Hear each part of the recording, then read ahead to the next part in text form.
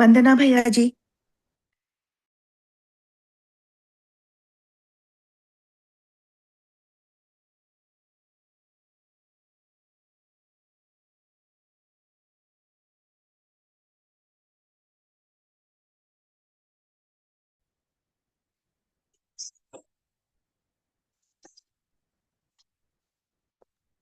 आवाज नहीं आ रही। मंगलम भगवान वीरो मंगलम गौतमो गणी मंगलम कुंद कुंदार्यो जैन धर्मोस्तु मंगलम सर्व मंगल मांगल्यम सर्व कल्याण कारकम प्रधानम सर्वधर्माणाम जैनम जयतु शासनम वंदे विद्यासागरम। देवादिदेव खजारा शांतिनाथ भगवान की जय। संत शिरोमणि परम पूजा आचार्य गुरुवर विद्यासागर जी महामुनिराज की जय। तीन कम 9 करोड़ महामुनिराजों की जय। आज पुनः अपना पुण्योदय है। अपने आत्मा के हित की चर्चा करने के लिए हम सब ज्वाइन हुए हैं और आपस में संवाद के माध्यम से इस पर्याय में जो कुछ सर्वोत्कृष्ट कर सकते हैं उसको करने की भावना लेकर यह परिचर्चा अपनी हो रही है। पिछले संवाद में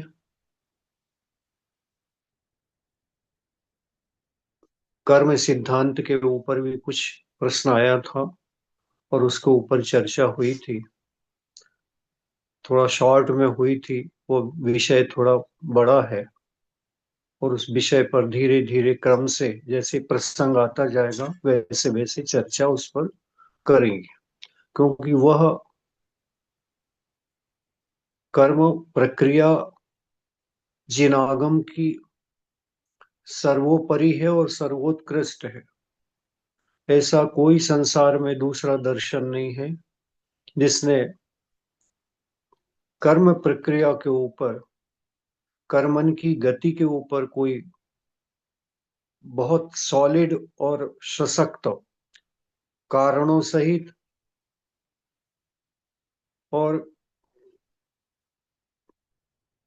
कंप्लीट, ऐसा कह ले पूर्ण ऊहापोह करके जितने शंकाएं हो सकती हैं उतनी शंकाओं का समाधान करते हुए कर्म सिद्धांत का प्ररूपण किया है। सारी चीजें वैज्ञानिक हैं, उस कोई भी मनगढ़ंत नहीं है और कोई भी ऐसी वस्तु, ऐसी सिद्धांत नहीं है कि जिसका जवाब ना हो। सारे प्रश्नों के जवाब उस कर्म सिद्धांत में है, इसलिए उस कर्म सिद्धांत की भी चर्चा करेंगे। थोड़ा सा एक विषय जो चल रहा था कि अपने को परिणाम साधने के लिए, परिणामों को संयत रखने के लिए 3 सूत्र दिए थे। No hurry, no worry, no curry. No hurry की चर्चा की गई थी।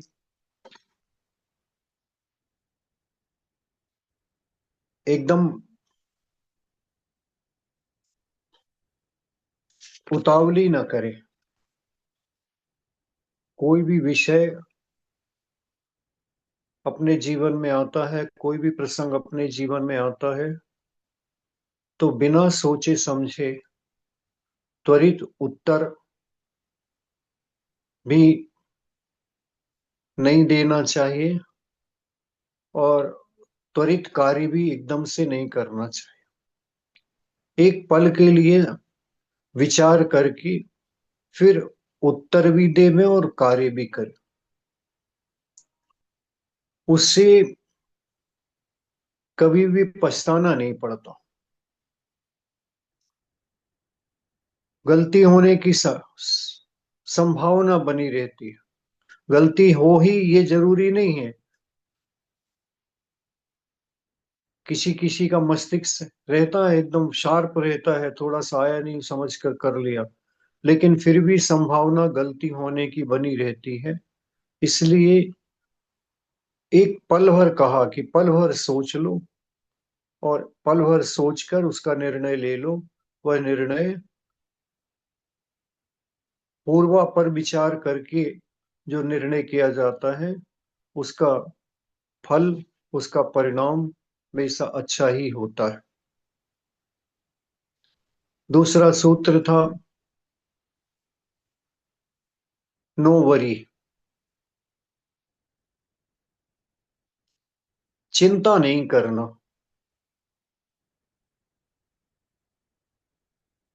आचार्य कहते हैं, बहुत अच्छा सूत्र कहते हैं, चिंता मत करो, चिंतन करो।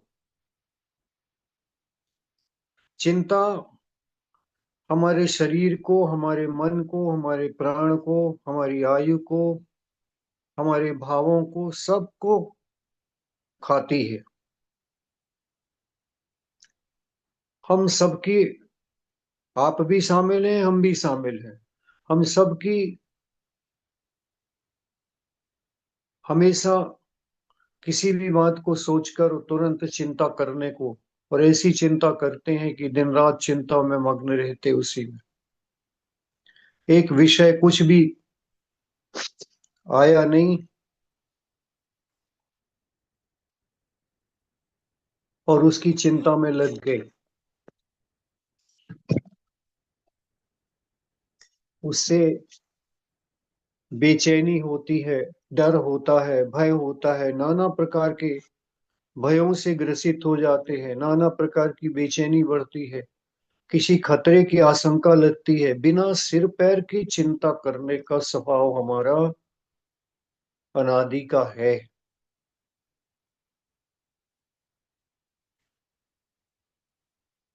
ये विभाव परिणाम हमारा स्वभाव बनकर अनादि से हमारे साथ चिपका हुआ है। हर पर्याय में हम एक इंद्री, दो इंद्री से लेकर संगी पंचेंद्री तक की सब पर्यायों में चिंता कर करके वो अपनी अपनी इंद्रियों के अनुसार चिंता होती है। कोई दो इंद्री तीन इंद्री होंगी तो वो भय से भयाक्रांत होकर, डर से उसी में आशंकित रहते हैं, बिना सिर पैर के अपने जीवन को अपन टटोल कर देखेंगे तो निश्चित है कोई कहीं पर कोई घटना भी सुनते हैं, कहीं किसी का कोई आकस्मिक मरण भी सुनते हैं, किसी की कोई आकस्मिक बीमारी सुनते हैं, कुछ ऐसी बीमारी सुन लेते हैं जिसमें वह पूरी तरह ग्रसित हुआ है, तो वो सब अपने ऊपर ढलने लगता है। कहीं मेरा भी तो इस प्रकार नहीं होगा, मेरा भी तो ऐसा नहीं है। इसके पहले पूरे विश्व में कभी इतने ब्लड प्रेशर और शुगर के पेशेंट नहीं देखे जितने वर्तमान में सुने जाते हैं। हर घर में हर व्यक्तियों के, दो व्यक्तियों के, तीन व्यक्तियों के बीच में एक पेशेंट तैयार हो जाता है। और उसका मूल कारण चिंता है। इस चिंता से बाहर निकलना है। कैसे निकलेंगे?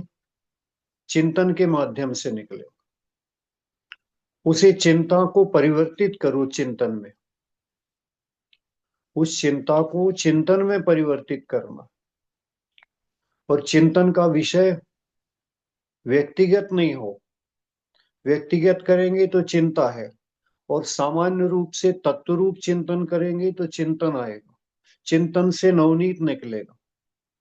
चिंता से घबराहट, रोग, भय और पीड़ा निकलेगी।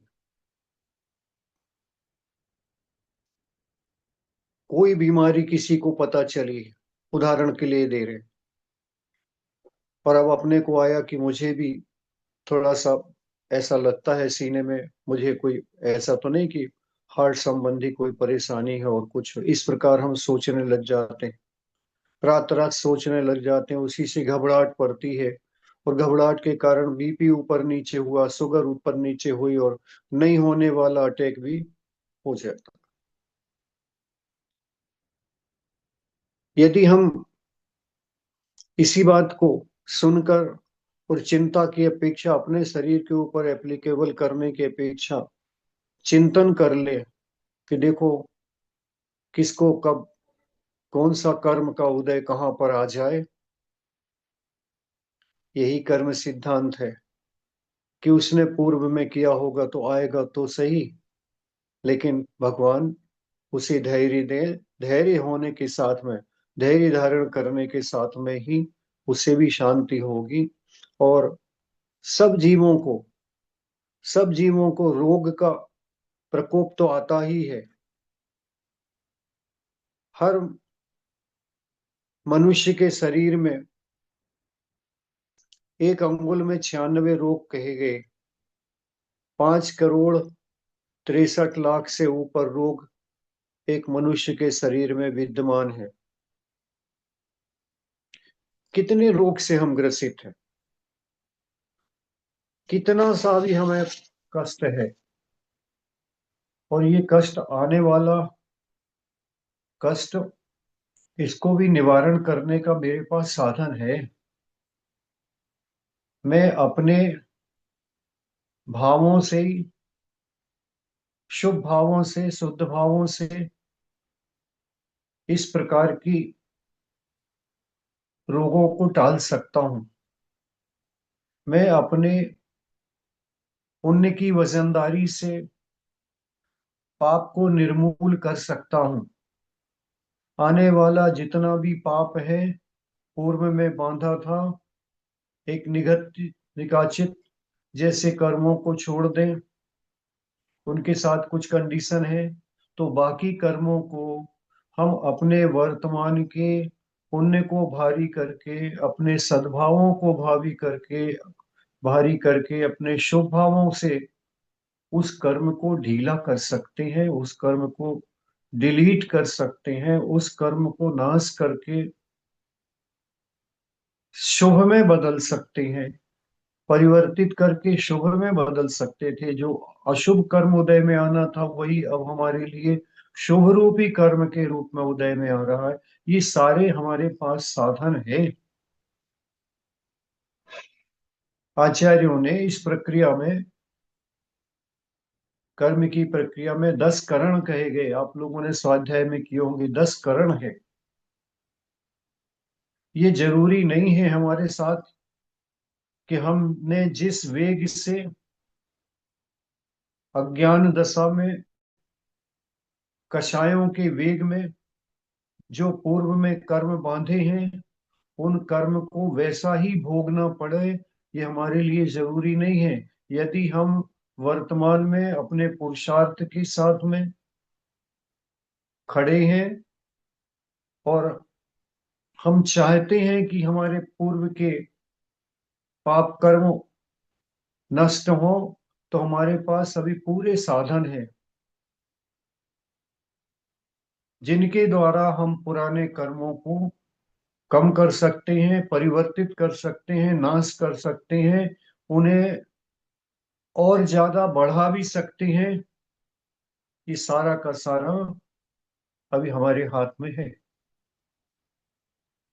इसलिए बजाय चिंता करने की, बजाय घबराने की, बजाय भय करने की, चिंतन करने की माध्यम से हम उस कर्म को और उस प्रसंग को जो हमारे सामने उपस्थित हुआ है, जिससे हमें भय आदि हो रहा है, उसको हम सहजता में लेकर उसे जीत सकते।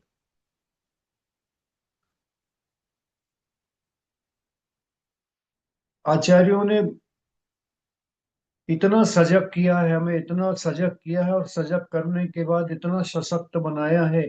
इस पर्याय में खास करके सशक्त बनाया है। और कोई पर्यायों में इतना संयोग नहीं मिलता जितना मनुष्य पर्याय में मिलता। और मनुष्य पर्याय में भी हमें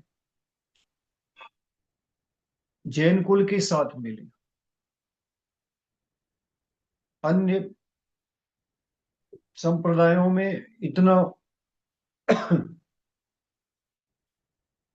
व्यवस्थित ज्ञान नहीं मिल पा रहा। यहाँ पर हमें पूरा ज्ञान व्यवस्थित तरीके से सब कुछ समझाया गया है। सिर्फ समझने की देर है। इसलिए ऐसे प्रसंगों पर हमें बुद्धिपूर्वक चिंता करना छोड़ना है। नो वरी, भय नहीं करना, अपितु जो चुनौतियां आई हैं उस चुनौतियों को स्वीकार करके और अपने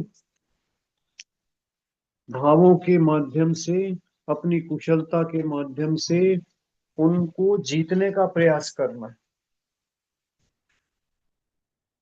ताकि हम आगामी काल के लिए भी अपना अच्छा कर सकें और पूरा पूर्व का किया हुआ उसको भी सुधार सकें। इसलिए नो वरी, पछताना भी नहीं है। पछताने के भी दो भेद हैं। एक पश्चाताप के रूप में अलग है कि हमने गलती की है, आलोचना कर रहे हैं, उसका प्रतिक्रमण भी कर रहे हैं, प्रायश्चित आदि के माध्यम से बड़ा पश्चाताप उस गलती का। लेकिन ये जो चिंता है हमारी, ये बार बार पछता कर भी हम अच्छे अच्छे संयोग छूटते हैं, अच्छे अच्छे भोग छूटते हैं, मौका छूटता है, इष्ट का वियोग होता है, नाना प्रकार से हमारे सुखों में परिवर्तित होता, सुख में कमी होती है, दुख का आगमन होता है, अनिष्ट का संयोग होता है। तो हमारी जो बार बार पछताने की आदत पड़ गई है वो चिंता है। इसलिए एक किसी का एक्सीडेंट होता है और हम बार बार ट्रेवल करते हुए चिंता में पड़ जाते हैं कि इस प्रकार अपना तो नहीं हो जाएगा, इस प्रकार ऐसा तो नहीं हो जाएगा। घर का कोई व्यक्ति बाहर गया है, एक आध घंटा देर से आ रहा है, फोन लग नहीं रहा उसका, हम नाना प्रकार की आशंकाओं से घिर जाते हैं और नाना प्रकार से कितना कितना सोच लेते हैं। ये सब हमारे दुष्कर्मों को बांधने वाला है। ये जितना भी भाव और जितनी भी चिंता और जितनी भी बेचैनी है, सब पाप कर्म का बंधन कराने वाली है, सेहत का नुकसान करने वाली है, बीमारी को आमंत्रण देने वाली है। इसलिए इससे बचना ही है।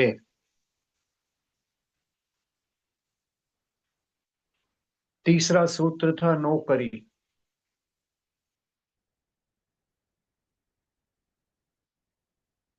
पेट को टैंक नहीं बनाना, कुछ भी भरते जाएं, कुछ भी भरते जाएं, कुछ भी भरते जाएं, नहीं।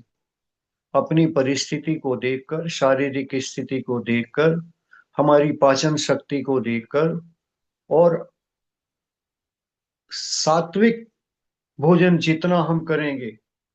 अब हमारी एज अगर 50 से ऊपर हो गई है तो हमें आगे अच्छा जीना है, तो अच्छे जीने के लिए अच्छा भोजन करना पड़े।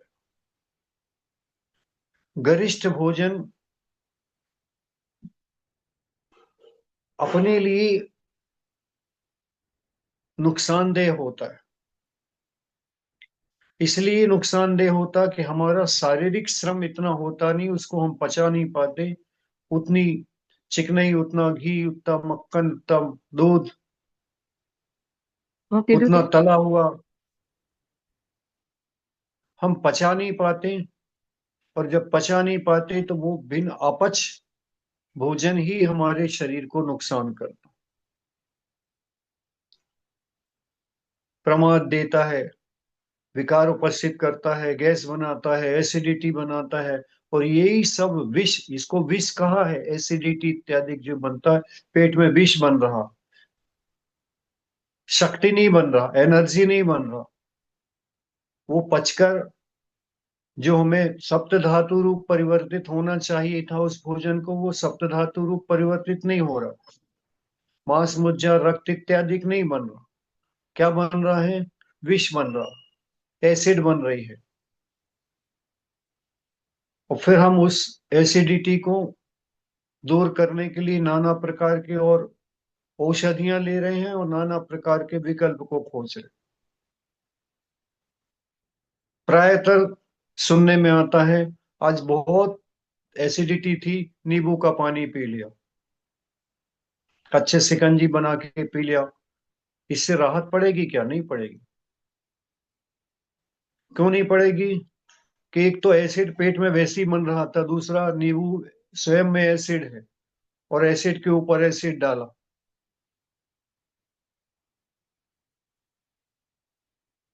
ये थोड़ा विचारणीय है।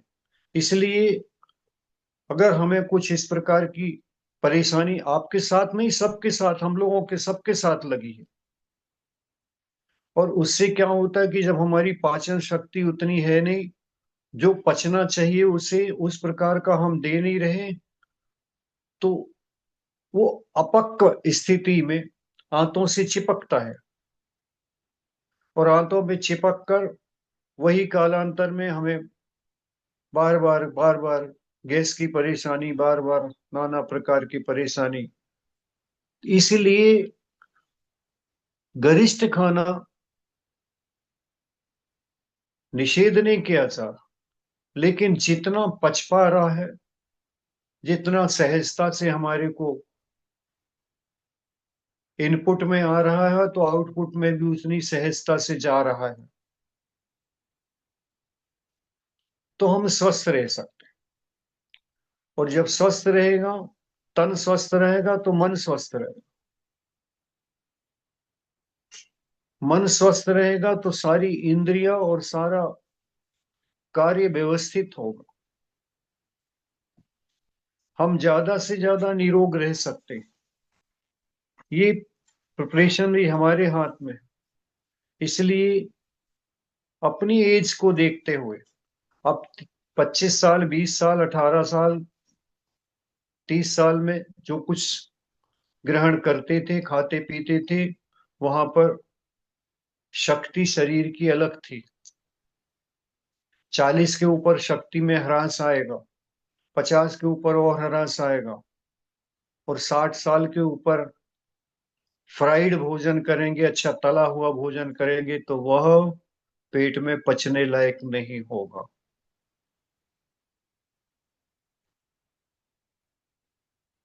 इसलिए अपनी परिस्थिति को समझते हुए ही भोजन को करने का सिद्धांत हम बनाएंगे, आचार्यों ने, जैन आचार्यों ने। इसलिए व्रती लोगों को व्यवस्थित रखा। व्रत के जो सूत्र कहे गए, उसमें तपश्चरण आदि के माध्यम से उन्नोदर कर लो, भूख से कम,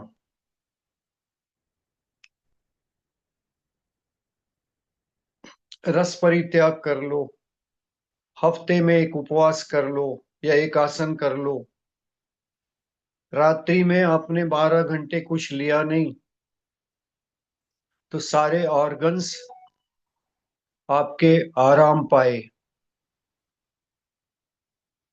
उस ऑर्गन्स में विकृति कम हुई, पेट में कुछ गया नहीं, तो लीवर को कुछ करना नहीं पड़ा, और बाकी अंग भी सारे रात्रि में जैसे आप शांत रूप थे, ऐसे ही सारे अंग भी शांत रूप थे। उससे अंग की कैपेसिटी बढ़ेगी, अंग की उम्र बढ़ेगी, उन्हें भी विश्राम मिला। संसार के सारे पशु पक्षी, दो इंद्री, तीन इंद्री, चार इंद्री भी रात्रि में भोजन नहीं करते, प्रायतर। नियामक नहीं कह रहे, लेकिन प्रायतर रात्रि में भोजन नहीं करते। दिन में करते हैं, रात्रि में विश्राम करते। वो शरीर से भी विश्राम करना, हमें मन से भी विश्राम करना, और अंगों को भी विश्राम देना। इसलिए नौकरी, गृहिणियों को भी चाहिए कि अपने घर का वातावरण पौष्टिक भोजन से भरपूर रखें, पुष्टता को देने वाला हो, लेकिन ऐसा भोजन कराओ कि जिससे करने वाले के भावों में निर्मलता आए।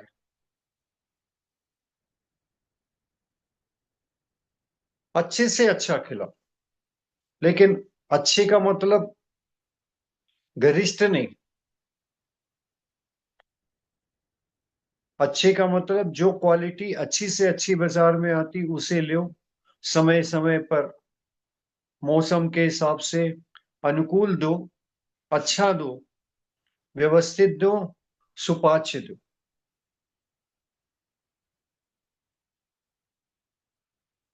क्योंकि ये सुपाच्य भोजन और कभी कभी नीरस भोजन, ये हमारी हफ्ते भर की डाइट को बैलेंस कर दी। आचार्य गुरुदेव हमेशा कहते थे कि वस्तु के भोजन सामग्री का स्वाद तो आप जानते ही नहीं, आपने कभी खाकर देखा ही नहीं, आपको मूंग की दाल का स्वाद तो आता ही नहीं। आपको मूंग की दाल का स्वाद आता है घी, जीरा, धनिया, नमक, हींग, इसके साथ में। ओरिजिनल वस्तु का स्वाद, ओरिजिनल तो आप जानते ही नहीं।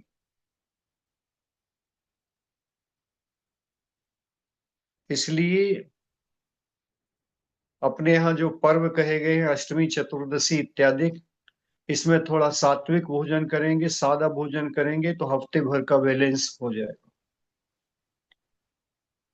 यदि हमें स्वास्थ्य में गड़बड़, सारी बीमारियां पेट से शुरू होती, सारी बीमारियों की जड़ पेट से। भोजन का उचित तरीके से न पचना, निक्सन अच्छी तरह से न होना, यही सारा बीमारियों की जड़ है। और आपको ये जानकर ताजुब सा होगा, हमें भी हुआ था शुरू शुरू में, कि जो अपने, जिसको अपन आव कहते हैं, ये आव जो बनती है वो अपक्व भोजन से बनती है, जो पचता नहीं है। अध पका भोजन, अध पचा भोजन शरीर में, आंतों में इकट्ठा होता है, ये आव बनाता है। और एक प्रसंग पर आचार्य श्री ने कहा, एक आरिका माता जी को तकलीफ हो रही थी कि देखो इनको आँव अभी नहीं बन रही, लेकिन एक आँव 20-20 साल तक पेट में सुरक्षित रह सकती, 20-20 साल तक। इसलिए वो जमी रह जाती है, आंतों पर चिपकी रह जाती हैं। उसी के कारण ये सारा रोग उपजता है, कि इतना औषधि करने के बाद भी हमारी एसिडिटी समाप्त नहीं हो रही, हमारी गैस समाप्त नहीं हो रही, हमारा, और ये ही हमें आगे जाकर बड़ी बीमारी के रूप में परिवर्तित करता है। आँव क्या है, जिसको अपन, किसी का प्रश्न आया आँव क्या है, जो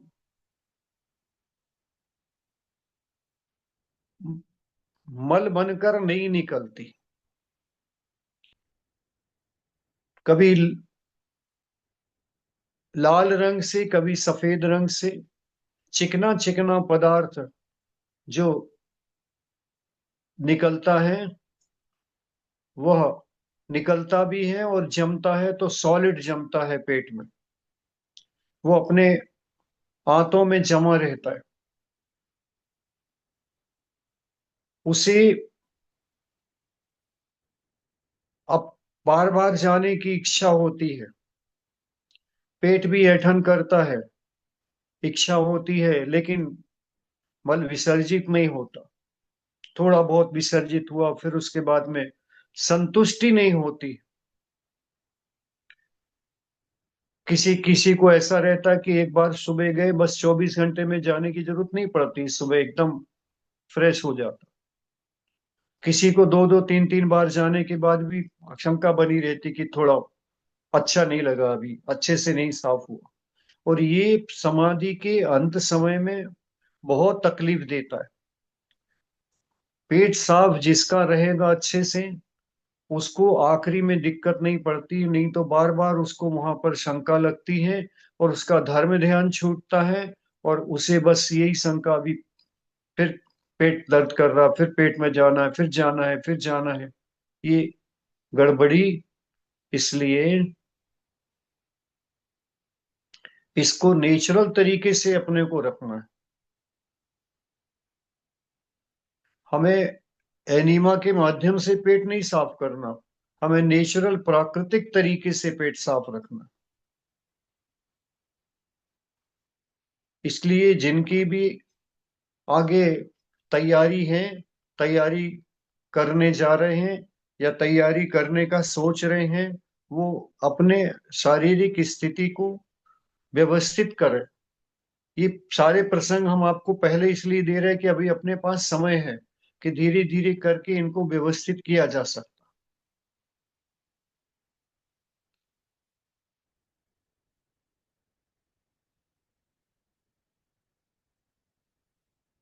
इसलिए थोड़ा सा वैज्ञानिक विषय है, आयुर्वेद का विषय है। भोजन शरीर की अनिवार्यता है, अनिवार्य आवश्यकता है। बस सिर्फ इतना विचार करना है, कितना लेना, कब लेना, कैसा लेना।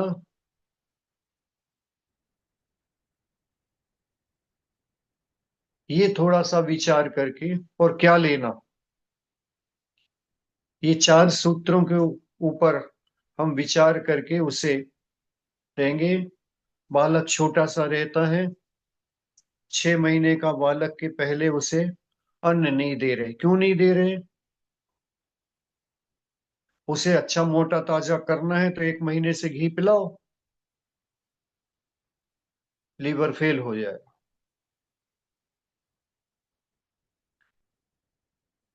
धीरे धीरे क्रम से करके हम उसे पाचन शक्ति उसकी बलवान बनाते हुए और उसको बढ़ाते। 6 महीने के बाद भी अन्न देते तो क्या देते हैं? चावल के दाने दे दिए, थोड़ा दूध में चावल डालकर दे दिया, थोड़ी बहुत हुआ तो मूंग की दाल के साथ चावल दे दिया, पचने लग गया तो थोड़ा सा बाद में, और धीरे धीरे क्रम से बढ़ा रहे।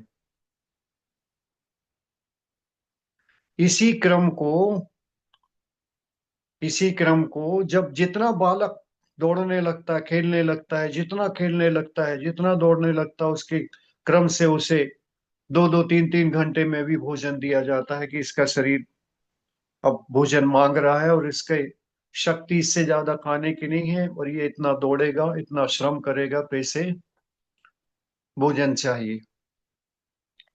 और माँ बड़ी कुशलता से भोजन का प्रयोग कराती है। यही की यही स्थिति बिल्कुल उल्टी है।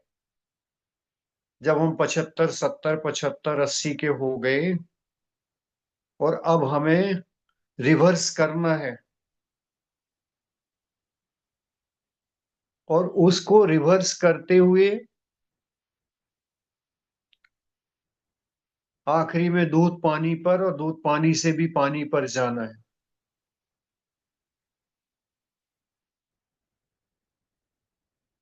इसलिए आचार्य गुरुदेव के पास कई बार ऐसा प्रसंग आया कि आचार्य श्री 75 साल की उम्र हो गई, हमारी 70 साल की हो गई, हम साधना चाहते हैं, 60 साल के हो गए, क्या करें, आगे कैसी तैयारी करें। तो आचार्य श्री हमेशा कहते थे कि सबसे पहले तला हुआ का वर्जन कर दो, हफ्ते में एक आध दिन ले लो, बाकी 6 दिन वर्जन करो। अभी अपन क्या करते हैं, हफ्ते में 6 दिन ले लेते हैं, एक आध दिन वर्जन कर लेते हैं। पाचन शक्ति कमजोर है, मिक्सी पुरानी हो गई है, अब उतना कड़ा पीस नहीं पाएगी, तब क्या करते हैं, भूल जाएगी। इसी प्रकार शरीर के अंदर की जो क्षमता है वह लीवर की दिनों दिन घट रही है, और घटती घटती जाने पर पहले जो कुछ हम सेवन कर लेते थे अब धीरे धीरे सेवन नहीं करेंगे। हाँ, उसमें थोड़ा सा उस ढंग से पेट में डालेंगे कि जिसके माध्यम से हमारी पाचन शक्ति बनी रहे, पाचन शक्ति में कमजोरी ना आए। पाचन शक्ति को बनाना है, बरकरार रखना है, उसे नष्ट नहीं करना, दुरुपयोग नहीं करना उसका। उससे मानसिक की स्थिति भी अच्छी रहती, शारीरिक भी रहती, विचारों की तंद्रा में अच्छे विचार आते हैं। और ऐसा कोई प्राणी नहीं है जितना जितना स्वाद के हिसाब से खूब खिलाओगे उसकी स्वाद की भूख कभी कम नहीं होती।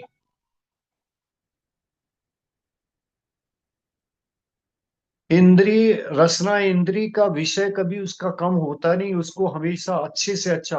कौन का कौन विचार करता है कि मुझे एकदम सिंपल सीधा दे दो। सिंपल सीधा उस समय चाहता है जब या तो पेट गड़बड़ हो रहा है, या बुखार आ रहा है, और कुछ आ रहा है कि अब खा नहीं पा रहे, तो हम कह देते हैं कि आज कुछ मत बनाना, खिचड़ी बना दो।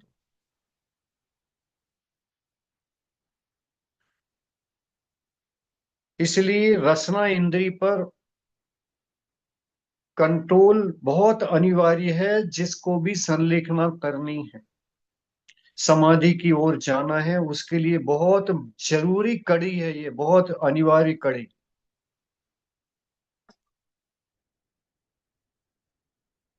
रसना इंद्री पर विजय प्राप्त करना, जो हम देंगे वो स्वीकार करेगी, जो रसना मांगेगी वो हम नहीं देंगे।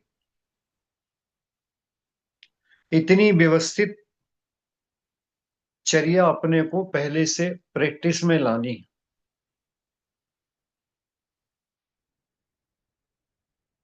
सारा खेल इसी के ऊपर डिपेंड करता है, क्योंकि इसी से शारीरिक स्थिति और इसी से मानसिक और भावों में जो उतार चढ़ाव परिवर्तन आता है। सात्विक लेने वाले को भावों में भी सात्विकता रहती है, तामसिक लेने वाले के भावों में भी तामसिकता बनी रहती है हमेशा। और यही कारण है, अपन पूरे जगत में विश्व में देखते हैं कि जिनके तामसिक या मांसाहारी इत्यादि भोजन रहते हैं, अनैतिक भोजन जिनके हैं, उनके भावों में क्रूरता होती है। हमारे पास एक मच्छर आता है तो हम उसको मच्छर को मारते नहीं हैं, भगाते हैं। कैसे भगाएंगे, थोड़ा सा कागज ले लिया, कपड़ा ले लिया, उसको इधर उधर करते हैं। ऐसे नहीं करते, दो हाथ के बीच में चपेटना उसको। ये क्रूरता हमको जन्म से नहीं मिली, हमारे अंदर आ नहीं पाई है क्रूरता। कभी क्रूरता को देखकर हमारा भाव विचलित हो जाता है कि क्यों अनावश्यक रूप से जीव को मार। हम एक छोटे से जीव को भी जानबूझकर मारते नहीं, बचाने की कोशिश करते हैं। हमारा खून में घुला हुआ है जियो और जीनो देखो सिद्धांत। ये कहाँ से आया? क्योंकि हमको हमारी माँ ने गोदी में पिलाते हुए, गोदी में खिलाते हुए भी ये सीख दी है, और सीखने के साथ में ये भाव दिए हैं, ये संदेश दिया है, ये भोजन के माध्यम से दिया।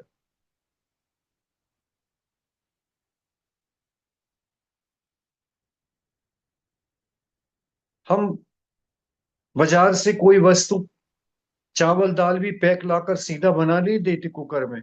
गृहिणी एक बार थाली में डालकर उसको देख लेती, कोई इसके अंदर जीव तो नहीं है, कोई कीड़े तो नहीं है, कोई कंकड़ पत्थर तो नहीं है। ये जो शोधन की क्रिया है, ये शोधन की क्रिया अकेले औपचारिक नहीं है। ये शोधन की क्रिया ऐसे है कि शुद्धता से बनाएंगे, पवित्रता से बनाएंगे, तो वो खाने वाले को भी वही पवित्रता देने वाली है।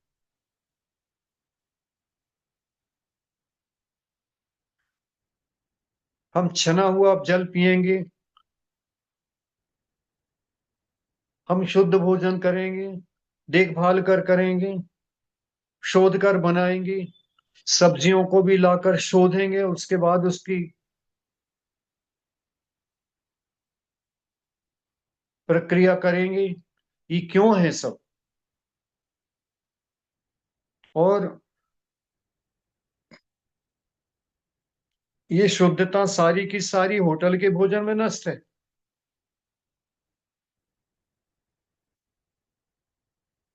आप, अच्छा लगता है जिस समय अच्छी सफाई के बीच में, अच्छी लाइट के बीच में, अच्छी ड्रेस पहने हुए हमारे को आकर परोस जाते हैं, वो मसाले का और स्वाद का मिश्रण है।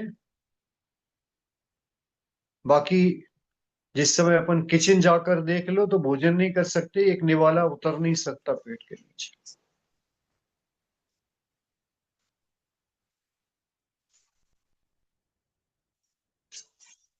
ये सारा विचारों के ऊपर प्रभाव देने वाला है।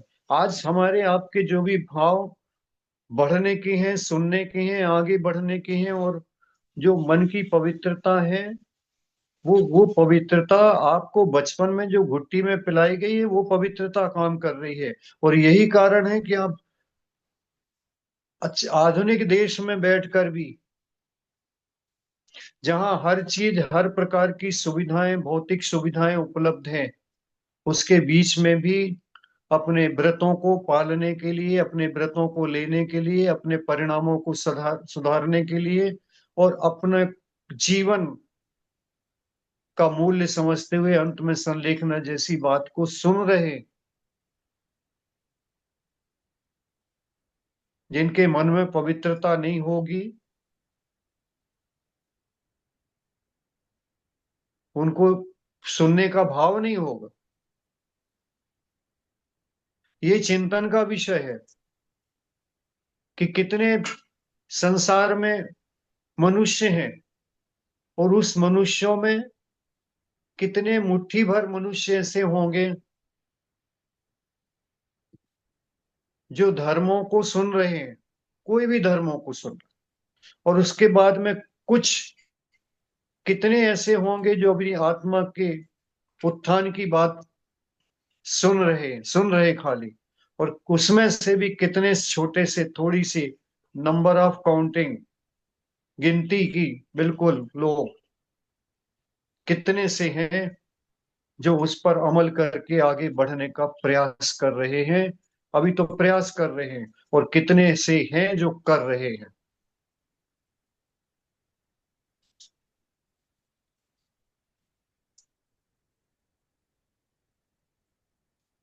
हम भी हम भी ऐसे प्रयास में सफल हो पाए, इसके लिए अपन भी ये सारा कर रहे हैं। और एक प्रसंग और आया था हमारे सामने, उसको भी हम आपके सामने रखते हैं। आपके यहाँ श्री नलिनी जी हैं, जैन, न्यूयॉर्क में। उनके मन में एक भावना है कि व्रतियों के लिए व्यवस्थित आवास की व्यवस्था को ध्यान में रखकर उनके कुछ भाव हैं कि हम यहाँ पर ऐसी व्यवस्था बना सकें कि जहाँ पर व्रती रहकर अपने व्रतों को पाल सकें, व्रत लेने के भाव कर सकें और आगे बढ़कर अपना जीवन का सर्वोत्कृष्ट कर सकें। ये क्या है, क्यों आ रहा मन में ऐसा पवित्र भाव? पूर्व का कोई सातिशय पुण्य पड़ा है। 4 प्रकार के दान आचार्यों ने लिखे हैं। औषधि शास्त्र, अभय आहार और आवास दान। औषधि शास्त्र अभय दान के अंदर आवास दान होता है। ये बड़े दानों में से माना जाता। संतशाला बनाना, व्रतिशाला बनाना, व्रतियों की व्यवस्था करना, उनके उचित रहने का स्थान जहां पर उन्हें निराबाध रूप से अपने व्रतों को पालने में सुविधा हो और वे निशंक होकर अपने व्रतों के साथ में जीवन का विसर्जन करें। एक जीवन के व्रतों को, एक जीवन में व्रतों को धारने के साथ में जो हमारी आत्मा के ऊपर छाप देते हैं, प्रभाव देते हैं, उनके ऊपर जो संस्कार देते हैं, वह कालांतर में हमारे लिए विकास का क्रम आगे बढ़ता हुआ जाएगा और बहुत शीघ्र हम अपनी उस चरम सीमा को, मुक्ति को प्राप्त करने में समर्थ हो पाएंगे। उसके लिए यही पाठ है। अनंत पर्याय अवृत रूप से निकाल दी हैं। आज तक एक भी बार मरण हमने व्रती होकर नहीं किया है। अनंत पर्यायों में अनंत मरण अवृति अवस्था में हमेशा किए हैं। मनुष्य पर्याय भी मिली है, ऐसी बात नहीं है कि पहली बार मिली हो, कई बार मिली है। लेकिन हम हमेशा अवृत रूप से मरण कर गए, इसलिए हमें कभी संयोग इस प्रकार मिले नहीं। लेकिन ये बात भी पक्की है कि पिछली पर्याय भी हमारी जो रही हैं निकटवर्ती पर्याय, उसमें बहुत कुछ अच्छा किया है।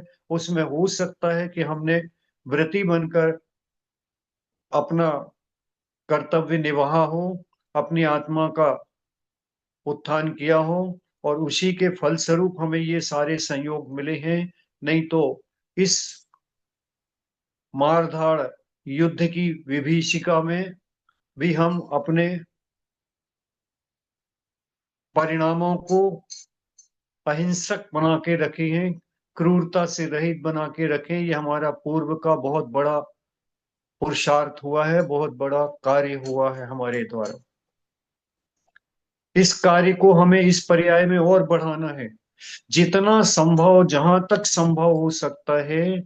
जो असंभव है उसके लिए नहीं कह रहे, लेकिन जितना संभव हो सकता है उसको इस कार्य के लिए आगे बढ़ना है। निश्चित ही रूप से नलिनी जी के भाव वंदनीय है, स्तुतनीय है और इसमें हमें अपने स्तर पर जो जहां सहयोग कर सकता है सहयोग करें। हम तो चाह रहे हैं I would कि like वो to ऐसे have स्थान पर। your people on my property on Thursday. Ji, What?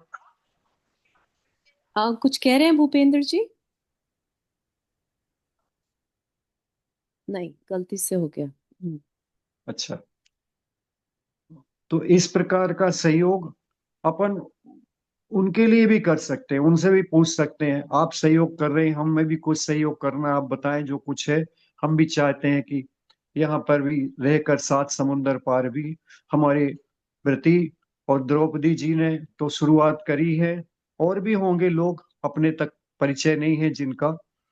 और ऐसा आवास होना ही चाहिए जिसमें लोग व्रती रहकर, बल्कि अभी एक व्रती की अपेक्षा जहां भी जिस स्थान पर 2 और 3 हो जाएंगे तो एक दूसरे को स्वयं संभालते रहेंगे। फिर परिवार के लोग भी थोड़ा सा राहत महसूस करेंगे कि 2-3 लोग हैं, ये अपने आपस में एक दूसरे को संबोधेंगे, एक दूसरे का सुख दुख बांटेंगे और अपने को आगे बढ़ाने की कोशिश करेंगे। इसी संबंधी इसलिए जो भी है अपन, आपने ग्रुप बनाया है, ग्रुप में इसे प्रसारित करें और जिनके भी भाव हैं उनसे समझकर क्या हम लोग कर सकते हैं, कहाँ पर वो व्यवस्था बना पा रही हैं? न्यूयॉर्क में हाँ, बना रही हैं और नॉर्थ कैरोलिना में है। हम डिटेल जल्दी से शेयर करेंगे, एक दो दिन में ही। जी। हाँ, वो फाइनल कर रहे और हैं डिटेल्स। इसी संबंध का एक प्रश्न और आया है अभी हमारे पास सुबह, सेहत की वजह से मंदिर नहीं जा पाती, क्या घर के कमरे में प्रतिमा स्थापित कर सकते हैं? पूर्व में घर के पीछे में कोई कमरा है, यदि अपने निवास स्थान से थोड़ा सा अलग है, उसमें लेट बात नहीं है उस कमरे में, और उस कमरे में यदि हमारे द्वारा कोई अशुद्धि नहीं हो सकती, घर के लोगों को पीरियड इत्यादि में भी जाना आना वहां नहीं हो सकता, उनकी छाया नहीं पड़ सकती, उस तरफ नहीं जा सकते, ऐसा कोई कमरा या ऐसा हमारे प्लॉट में जगह है, तो उसमें प्रतिमा जी रख सकते हैं, उसमें कोई दिक्कत नहीं है।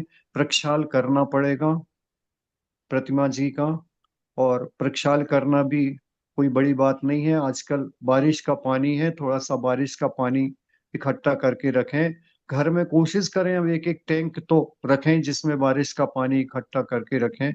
हो सकता है थोड़ा सा पानी लगना है प्रक्षाल के लिए मात्र। और यदि आप उसमें रत्न की प्रतिमा जैसे स्फटिक इत्यादि की रखती हैं, तो उसमें सूखे से भी प्रक्षाल काम चल जाएगा, गीले की भी जरूरत नहीं पड़ती, सूखे से प्रक्षाल का काम हो जाता है। तो वो विधि भी है। आप रखना चाहेंगी तो अपन प्रतिष्ठाचार्य से, कुनी मुनि महाराज से उसको और विधिवत समझकर आप हमें नक्शा बनाकर भेज सकते हैं कि यहाँ पर ये है और यहाँ पर इस प्रकार है। तो सबसे अच्छा तो अगर प्लॉट आपका बड़ा है और उस प्लॉट में आपका जो घर जहाँ है बीचों बीच गार्डन इत्यादि को, और यहाँ कहीं पर भी थोड़ा सा हो, उसमें आप छोटा सा भी रूम बनाकर वहां पर रख सकते हैं जो घर के हिस्से से थोड़ा सा अलग हो, तो वो सर्वोपरि होगा। और ऐसा बनाकर दूसरों के लिए भी सुविधा हो सकती है उसमें। तो देख लें, उसमें कोई दिक्कत नहीं है, ताकि आपने भावना रखी कि हम दर्शन प्रतिमा स्थापित कर लें ताकि अणुव्रत धारण कर सकें और आगे बढ़ सकें, कर सकते हैं। और ऐसा अगर आसपास मान लो आधा किलोमीटर 1 किलोमीटर के अंदर इस प्रकार किसी का घर हो, जैसे अपन वॉचमैन वगैरह का बना लेते हैं अलग से, कोई बाहर बाउंड्री से घुसते से, तो इस प्रकार का एक छोटा रूम बनाकर वहां पर दर्शनों की व्यवस्था रख सकते हैं, कर सकते हैं, और भी अन्य लोगों को भी लाभ होगा, इसमें कोई दिक्कत नहीं है। हाँ भैया जी, यहाँ पर रीटा जी हैं, उनका भी प्रश्न थे आपसे, एक दो प्रश्न जी। हैं। हाँ हाँ। वंदा में भैया जी, मैं रीटा हाँ बोल रही हूँ। जी। मेरे दो क्वेश्चन है। एक तो हाँ मेरे बुआ का लड़का है ना, उसको अभी 4-5 महीने क्वाड्रुपल बाईपास हुआ है, और हाँ उसने 2 हफ्ते पहले 2 प्रतिमा धारण की है। हाँ। मुनि श्री अजीत सागर जी महाराज के पास। तो अजीत सागर। अजीत सागर, हाँ अजीत सागर तो हाँ। तो उनको कुछ फ्यूचर में हेल्थ प्रॉब्लम हो गया, हॉस्पिटलाइजेशन करना पड़ा, कुछ भी हुआ, तो उसमें अम, मेरे कजिन को दोष दोष लगेगा, और क्या मनीषी को भी दोष लगता है? नहीं, कोई दोष नहीं लगेगा। अगर परिस्थिति ऐसी अनुकूल है कि हमें बिना हॉस्पिटलाइज के कुछ नहीं करना पड़ेगा, करना ही पड़ेगा, तो हाँ उसको, उस मजबूरी को अपन स्वीकार करके, और जितना कम से कम में अपना काम चल जाएगा उतना अपन कर और उनके उपचार कराएंगे। उपचार के लिए कभी निषेध नहीं किया, लेकिन हमें भविष्य में उपचार कराना पड़ेगा, इस वजह से हम डर के व्रत न ले में, ये ठीक नहीं। लिया है बहुत अच्छा है, 2 प्रतिमा के व्रत लिए है, आया है, उपसर्ग आया है, कोई कर्म बड़ा उदय में आया, परीक्षा हो रही है, कोई बात नहीं। उस परीक्षा में उनको कितनी एज है? About 62-63, something like that. हाँ, तो कोई दिक्कत नहीं है, उनको जो इलाज की जरूरत पड़े उनको इलाज देना चाहिए। वहां से इलाज होने के बाद में फिर वो अपने व्रतों को संभाल लेवे। और जिन महाराज जी से लिया है उन्हीं महाराज जी के पास जाकर प्रायश्चित इत्यादि ले सकते हैं, वो प्रायश्चित लेकर उस दोष को समाप्त कर सकते ठीक है।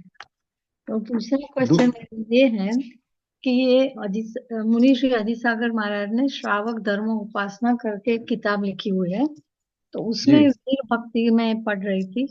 तो वीर भक्ति में ऐसा लिखा हुआ है कि अब श्रावक के अष्टमूल गुण तो होते हैं, वो हमें पता है, बट 12 उत्तर गुण क्या होते हैं? श्रावक के 12 उत्तर गुण लिखा है। एक्चुअली जब अपन 8 मूल गुण को पढ़ते हैं तो हाँ। सामान्य से लिखा है 5 उदंबर फल और 3 मकार। लेकिन समंत्र भद्र महाराज ने रत्नकरंडक श्रावकाचार में इसका बहुत खुलासा वर्णन किया है। वो 8 मूल गुण उन्होंने 5 अणुव्रत और 3 मकार लिए, और 5 अणुव्रत और 3 अणुव्रत माने अहिंसा अणुव्रत, सत्यानुव्रत, ये लिए हैं मूल गुणों में। और इनके साथ में इनको पालने के लिए जो हम 12 व्रतों के साथ पढ़ते हैं, दिग्व्रत, देश व्रत इत्यादि को स्वीकार करते हैं, जो पहली प्रतिमा दूसरी प्रतिमा में हम लोग सब स्वीकार करते हैं 12 व्रत, वो 12 व्रतों के साथ ही ये पल पाते हैं। व्रत अच्छा। 12 व्रत क्या है? जैसे कोई खेत में बाड़ी लगाता है, चारों तरफ बाउंड्री खींच के सुरक्षित करता है, ऐसे ही ये 5 मूल को 5 अणुव्रत और 3 मकार, 8 को सुरक्षित रखना है। तो उन व्रतों के साथ में बाड़ी लगाएंगे, उन व्रतों को अपने ऊपर एप्लीकेबल करेंगे, उन व्रतों के बीच में हम रहेंगे तो हमारे अणुव्रत सुरक्षित रहेंगे। और इस विषय को देखना है थोड़ा सा तो रत्न करंडक श्रावकाचार्य समंत्र भद्र स्वामी के श्रावकाचार्य को थोड़ा सा देखकर अध्ययन कर लें, और आपको YouTube में भी सारा मिलेगा 12 व्रतों का वर्णन। तो उन 12 व्रत क्या है वो आपके सामने आ जाएंगे। अच्छा, तो 12 व्रत इक्वल्स टू 12 उत्तर गुण? और किसी का कोई क्वेश्चन है? नहीं, 12 व्रत मीनिंग 12 उत्तर गुण, राइट? श्रावक के। नहीं नहीं नहीं, 12 व्रत मतलब 12 हेलो व्रत। हाँ हाँ भैया जी, आवाज आ रही है? आई थिंक भैया जी को सुना नहीं पहुंच रही है हमारी हेलो। आवाज। हाँ जी भैया जी, सुना। हेलो। हाँ भैया जी, उन तक हमारी आवाज नहीं पहुंच रही है। लगता है ऐसा। हेलो भैया जी। आवाज नहीं आ रही? अब आ रही है, आपकी आ रही है। नहीं, भैया जी की तो आवाज आ रही है, लेकिन वो हमारी आवाज नहीं सुन पाते, ऐसा लगता है। हाँ, हाँ और चारू जी लास्ट टाइम का क्वेश्चन उनने पेंडिंग रखवाया था, पता है, मैंने हेलो। पूछा था वो। हाँ राइट। तो मे बी एक बार उनको एग्जिट करके फिर से आना पड़ेगा। हाँ वही लग रहा है।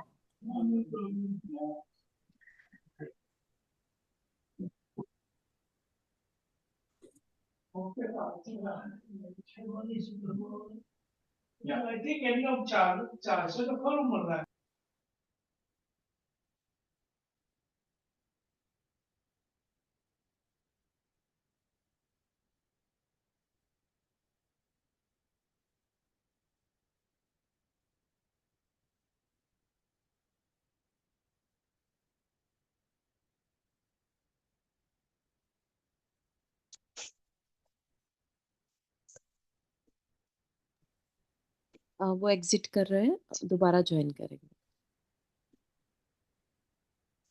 हेलो। हाँ भैया जी, अभी आ रही है। तो इस प्रकार थोड़ा सा श्रावकाचार्य को, समंत्र भद्र स्वामी के श्रावकाचार्य को थोड़ा सा भी अध्ययन कर लेंगे, थोड़ा सा 1 दिन 2 दिन भी देख लेंगे तो उसमें क्लियर हो जाएगा। और यदि नहीं हो पा रहा है तो आप हमें बोलेंगे तो हम आगे इसको, जब प्रतिमा के स्वरूप को कहेंगे, हाँ। अभी किसी ने कहा था ना, किसी ने बोला था प्रतिमा के स्वरूप को क्या है, प्रतिमा कैसे ली जाएगी, किस प्रकार है, इस विषय को भी आगे आएगा तो उसमें हम फिर आपको 12 व्रतों का खुलासा कर देंगे। हाँ आई ठीक थिंक है। वो वर्षा जी का क्वेश्चन था और ना किसी का वर्षा कोई जी? क्वेश्चन है क्या? जी भैया जी, जय जिनेन्द्र। वो लास्ट टाइम पेंडिंग रखवाया था ना जो क्वेश्चन, एक बार फिर से रिपीट कर दीजिए कर्म और निमित्त क्वेश्चन। वाला। वर्षा जी क्या कह रही रिपीट फिर? कर दीजिए क्वेश्चन। हाँ, लास्ट टाइम मैंने पूछा था, आपने पेंडिंग रखवाया था कि कर्म पहले आते हैं बाद में निमित्त आता है, और मैंने पूछा था तो आपने बोला, थोड़ा समझाया था आपने, तो हाँ हाँ बोला था पेंडिंग रखता हूँ, बाद में बताऊंगा। हाँ, इसी विषय को हमने अभी शुरू में कहा था ना कि कर्म के बारे में और चर्चा करनी है, धीरे जी। धीरे क्रम से करेंगे।